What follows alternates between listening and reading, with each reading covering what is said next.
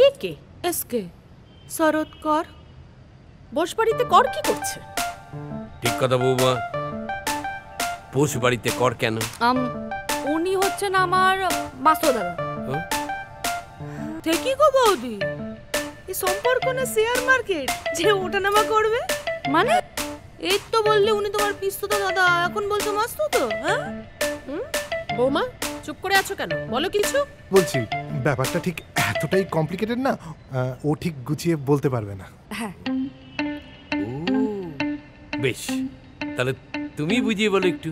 হ্যাঁ মানে কি হয়েছে, আমি যখন এ বাড়িতে এসছি আমি ওর পিস্তত ভাই ছিলাম, আর কিছুক্ষণ আগে আমার মা ওর মামাকে রেজিস্ট্রি করে বিয়ে করে নিয়েছে, তাই আমি এখন মাস্তত ভাই, মানে পিস্তত থেকে মাস্তততে শিফট করে গেছি।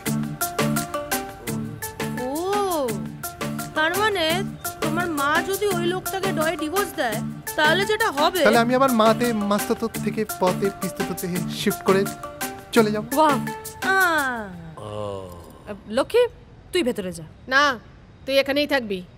লক্ষ্মী তুই ভেতরে যা। আমি বলছি তুই যাবি না, এখানেই থাকবি। তোকে মাইনে কে দেয়? দয় দাদা বাবু। তোর দাদা বাবুর বউ আমি। আমি বলছি ভেতরে যা। তোর দাদা বাবু বিজয়ের মা আমি বলছি তুই যাবি। কাল থেকে কাজে আসা বন্ধ করে দেবো, কিন্তু লক্ষ্মী এক্ষুনি বলছি তুই ভেতরে যা। কেউ কিচ্ছু করতে পারবে না লক্ষ্মী। বিজয়ের কাছে ওর মাই বলে, কারণ ও জানে বউ হারালে বউ পাওয়া যায়, মা হারালে মা পাওয়া যায় না। কিন্তু তুমি তো আমার বউ, তুমি যদি হারিয়ে যাও তাহলে? দাঁড় বাবা, আপনারা নিজেদের মধ্যে ঠিক করে নিন তো যে আমি কার কথা শুনবো, তারপর আমি কাল এসে জেনে যাবো। এখন আমি চললাম, অত সময় নেই। শরৎদা, আমরাও যাই। মানে কোথায় যাবে? আই থিংক ওই মামা পিসির বিয়েতে, তাই তো? Right, so intelligent you are. বিয়ে বাড়ি। শোনো, তুমি না কোথাও যাবে না। ওর মায়ের বিয়ে ও যেতে পারে, তুমি কোথাও যাবে না। আর এই থাই দেখানো ড্রেস পরে একেবারেই না। আমার আপত্তি নেই মা, কিন্তু তাহলে আপনাকেও এটা ডাকতে হবে।